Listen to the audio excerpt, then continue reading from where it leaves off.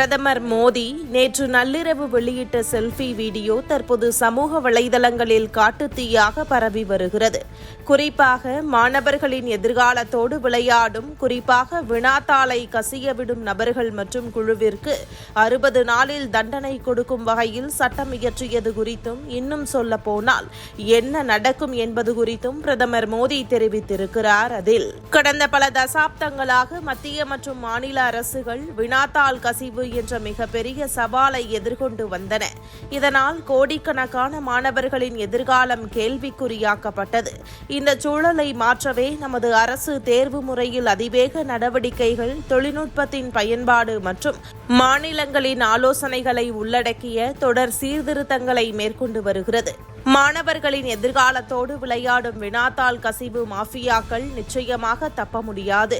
அவர்களுக்கு எதிராக கடுமையான சட்ட நடவடிக்கைகள் எடுக்கப்படும்.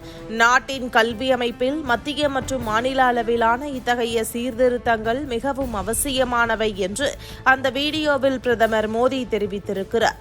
மத்திய அரசால் கொண்டுவரப்பட்டுள்ள இந்த புதிய சட்டத்தின் மூலம் வினாத்தாள் கசிவில் ஈடுபடும் நபர்களுக்கு குறைந்தபட்சம் 5 ஆண்டுகள் முதல் 10 ஆண்டுகள் வரை சிறை தண்டனையும் 50 லட்சம் ரூபாய் வரை அபராதமும் விதிக்க வழிவகை செய்யப்பட்டுள்ளது. மேலும் அமைப்பாக செயல்படும் கும்பல்களுக்கு 10 கோடி ரூபாய் வரை அபராதமும் விதிக்கப்படும். இதற்காக விரைவு நீதிமன்றங்கள் அமைக்கப்பட்டு 2 மாதங்களுக்குள் விசாரணை நிறைவு செய்யப்படும் என்பதும் குறிப்பிடத்தக்கது. மோடி அரசு மக்கள் விரும்பும் செயல்களை தொடர்ந்து செய்து வருகிறது.